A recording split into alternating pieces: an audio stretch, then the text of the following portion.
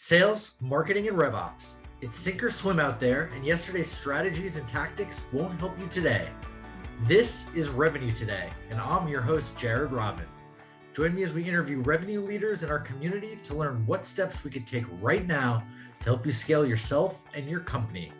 Revenue Today is sponsored by RevGenius, and we're on a mission to bring inspiration and creativity to all revenue professionals in the world. Today's guest is someone special. She's a friend I've known since pre-RevGenius and pre-COVID days.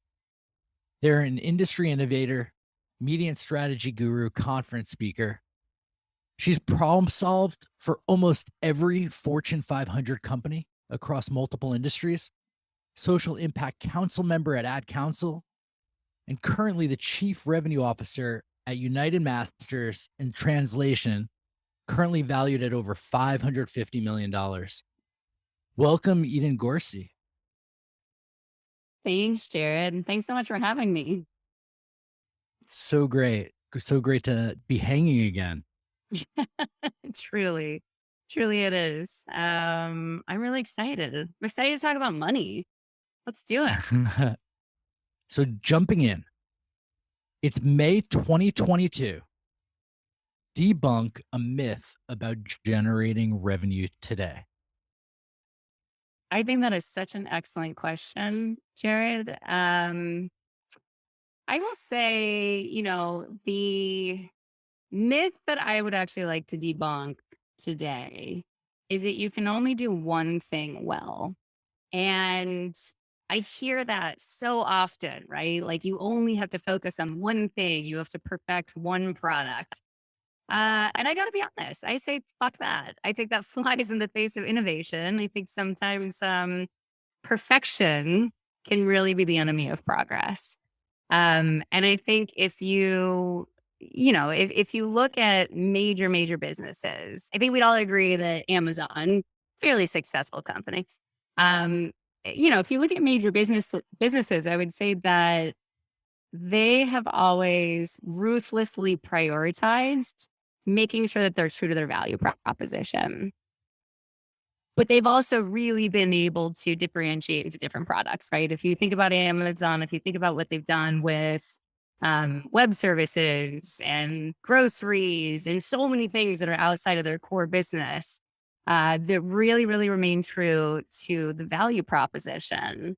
I think, companies like that are incredibly inspiring. Disney is another great example of a company that isn't only doing one thing, right? Disney's core value proposition is in entertainment, but they have so many different products that express that in so many different ways. And, I really truly do believe that when you see an opportunity and you don't expand beyond your core competencies, someone else will, right? And I think that you look at the case of Blockbuster and, many companies that are no longer with us. And I think there's a really fine balance between doing too much and, having fear of innovating.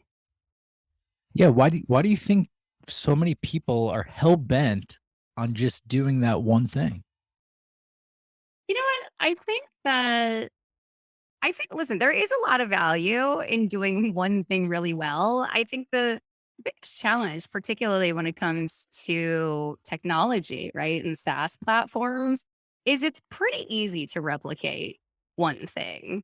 And that's really, in the business that I work in, music distribution and artist services, there's plenty of different companies out there that do music distribution, right? UnitedMasters is not the only company that allows artists to get their music onto platforms like Spotify, Apple Music, SoundCloud, etc.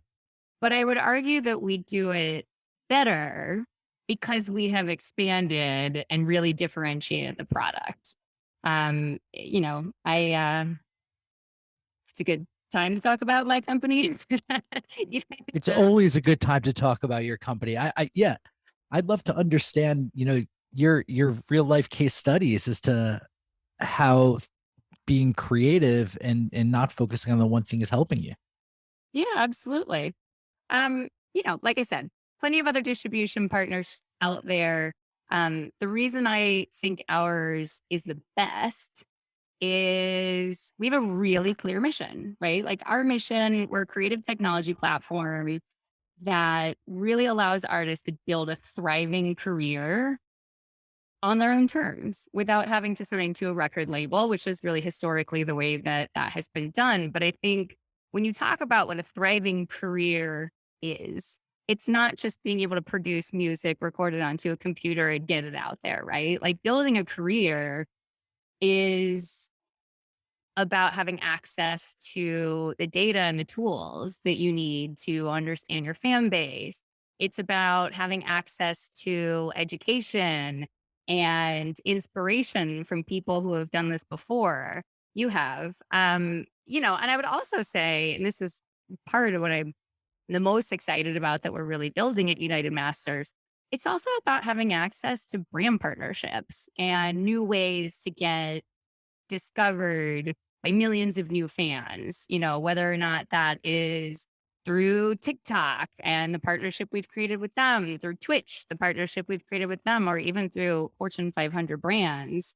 And really kind of getting out there through commercials, through brand deals and sponsorships. To me, even as I talk through that, I think you can see there's so much more to our company than just simply being a SaaS platform that has functions. So, to me, I think it is incredibly important to stay true to your mission, of which ours is allowing artists to own the rights to their own music, to maintain the rights to their IP, while still actually building out this career without really needing the help of the institutions. Yeah, and just to build on your first answer, like that is so fascinating. And that's one thing, but you just mentioned like all these rad brand partnerships, which, old school would be like, no, they take away from, the core focus. And you're saying, no, no, they add to it. What I truly believe is as long as you're very thoughtful about everything that you build, it's like a flywheel, right? It's every time that we do a brand partnership, every time that we get our artists featured on stage in commercials, in influencer campaigns, if you will, that's incredible advertising for us to gain new artists and to gain new subscribers. It's a really incredible tool for us to, maintain stickiness and really make sure that we are increasing our retention numbers in addition to acquisition. So I think, again, I think as long as everything's sort of pointed towards the same North Star, there's so many different things that you can do to innovate and really, you know, branch out again and just kind of differentiate. I know I keep coming back to that word. No, I like that. And you mentioned some metrics there, but wanted to bring it around to what are the KPIs that are most important to you today? So, the interesting thing I would say about our company and at the time that our company is really, really resonating so well in culture. Our company's about 5 years old. Our founder, Steve Stout, has always just had this incredible way of seeing around corners and seeing what's next. And, he founded United Masters about 5.5 years ago before, the creator economy was ever something that was on the tip of anyone's tongues. And now you can't have a conversation without talking about the creator economy and Web3 and the importance of ownership, which I'd love to talk a little bit more about later. Um, so I would just say that our core KPI is it's a little bit of a lofty one, but it is ensuring that as the power is really shifting to individuals from institutions, our main KPI is our ability to support as many artists as possible in making music a real career. I think it's interesting when you think as like a teenager, what are you going to be when you grow up? There's so many clear things. It's like, I'm going to be an architect. I'm going to be a filmmaker. And, I think that dream really of I'm going to be an artist, I'm going to be a musician, and I'm going to make money. Um, again, while sort of building my own business, that's a really key KPI for us. In addition to acquisition, retention, you know,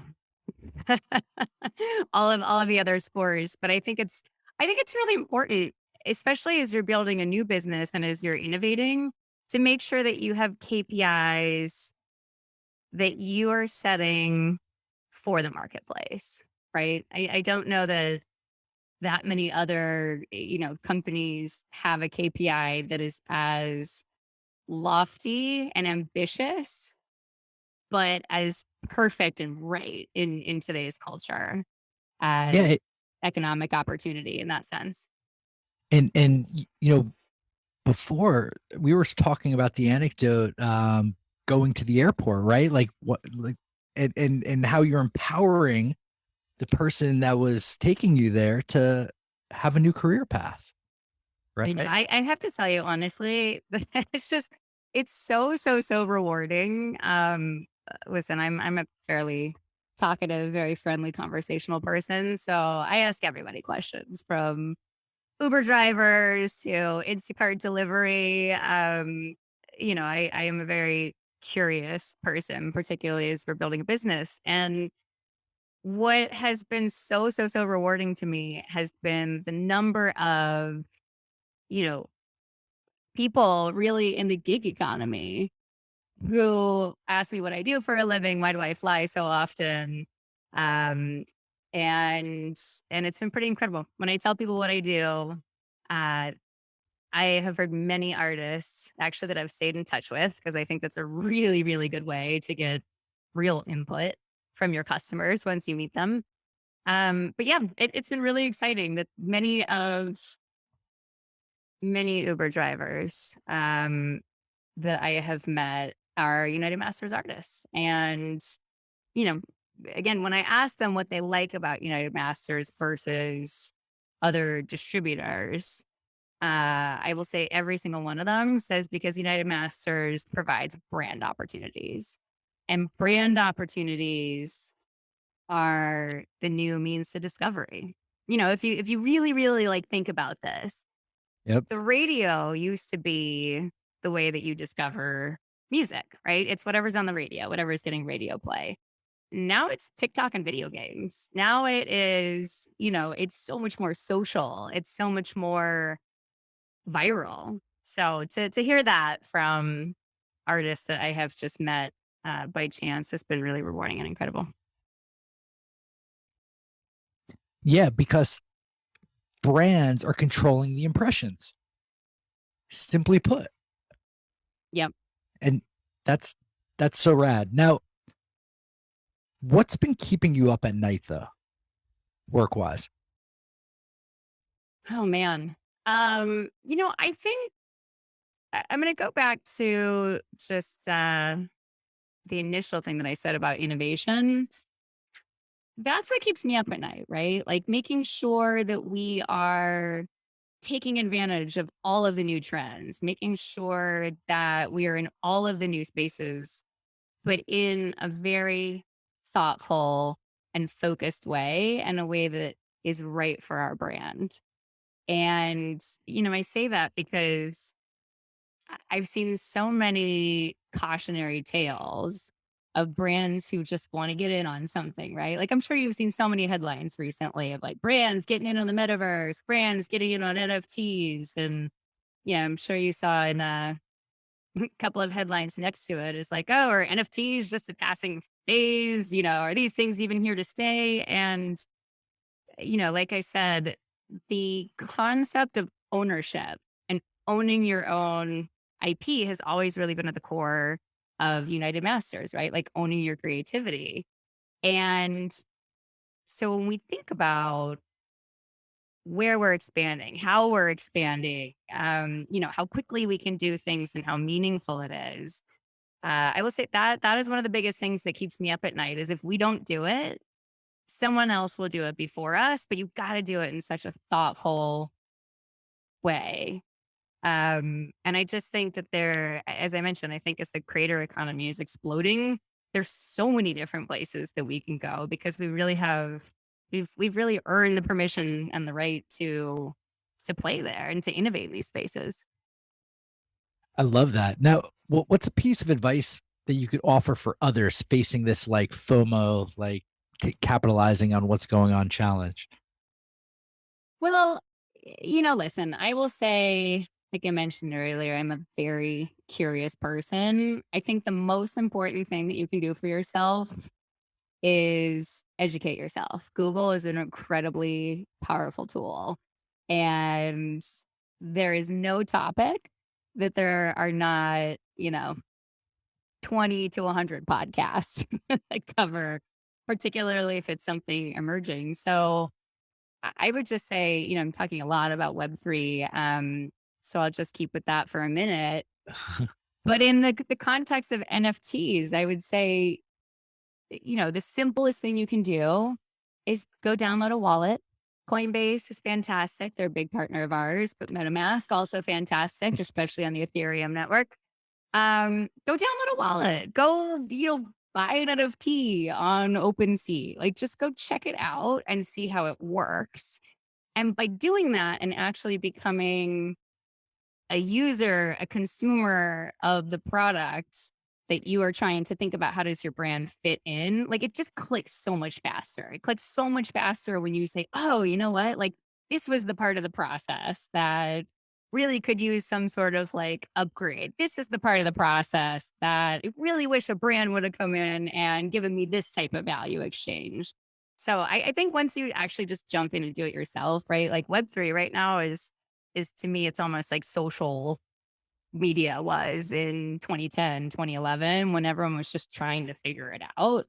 And smartest thing you can do, uh, like in social, smartest thing you could have done is just go download Snapchat, like just go download Instagram, go download Twitter, right? And I'd say the same of TikTok now, like just become a user of the product that you are trying to create value for your customers. It's awesome. Now, what excites you the most about the future? You're up all night thinking about it. I am. Listen, it's no shocker that I'm really gonna go all in on Web3 here. What excites me the most about the future is this concept of ownership, right? I think it's I will say I am not the world's greatest expert on Web3 yet. I know just enough to be dangerous because I'm curious, but I think it's really, really fascinating when you look at how the internet has evolved. And, first version of the internet was like read only. It was essentially you take like the New York Times or a magazine, you take exactly that piece of paper, you put it on the internet, it almost looked like microfiche. It's crazy. Second version of the internet was read write. And, you can contribute a little bit to it. If you think about Instagram, if you think about social networks, blog posts, et cetera, where you can actually comment and engage with one another. And, the third is 3.0 is really going to be read, write, own. And I think that as much as NFTs for most right now are, just sort of equivalent with Beanie Babies and collectibles Yep. and JPEGs that are very pixelated. I think the real value in all of that is really the ownership and the ability to have transparency into every piece of media that's ever been created. Right? If you think about a picture that you post on Instagram, right? You could post that picture on Instagram. You could post it on Instagram. Somebody else could take a screenshot of your picture and just crop Tokenize it out and and just tokenize it. Absolutely. And just post it as their own. And what I am so, so, so excited about, which is like, obviously it's far from being completely realized right now, but what really excites me about this version of the future is the ability for every single thing, right? Every single piece of media, every single asset that is being produced to actually have a contract that has transparency into who made it first, who owns it, the ability to, write code where you can capture a percentage anytime it changes hands. Like it's just that is very, very exciting to me as the future of ownership. So I love that. Pushing back a little, isn't it the first to tokenize it versus the first to create it? Like you could grab my picture and tokenize it and be me. I mean, that is an excellent point. You could. That would be very unfair to you. Um, I've had people threaten. no, I think that, like I said, it is in such infancy stage right now. But I really think when you think about every single industry that is ripe for disruption, everything, right? Everything from real estate to art to music and also listen, if you think about what the future of music will hold and what artists will be able to do. I don't know if you're familiar with Royal, but Royal is a company that I have been incredibly impressed with. A company that has really brought the fans into the experience by allowing fans to buy into a song and to share in the royalties of that song and to actually have part ownership of, your favorite artist. I personally I bought Nas Rare. Super Wow. excited about that. But yeah, I think the applications are so infinite in terms of how this is going to disrupt many, many different industries. That's incredible. I love that idea. Now, the first half we learned from you. The second half we're going to learn about you. So, who are you? Such a deep question, Jared. Well, aside from just being an entrepreneurial spirit, I will say I grew up at the beach. I grew up surfing. I, grew up being really, really, really excited to change the future. And I know that that sounds so trite, especially as a kid, but I moved to New York.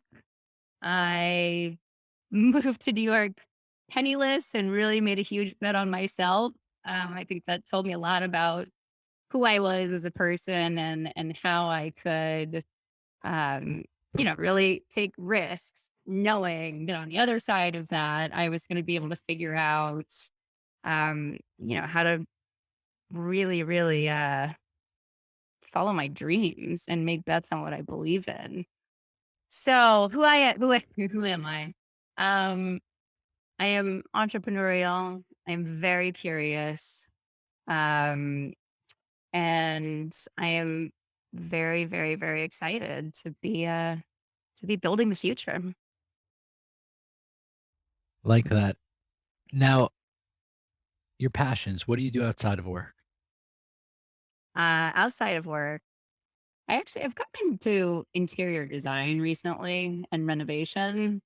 And it's probably not anything that you would have expected from me.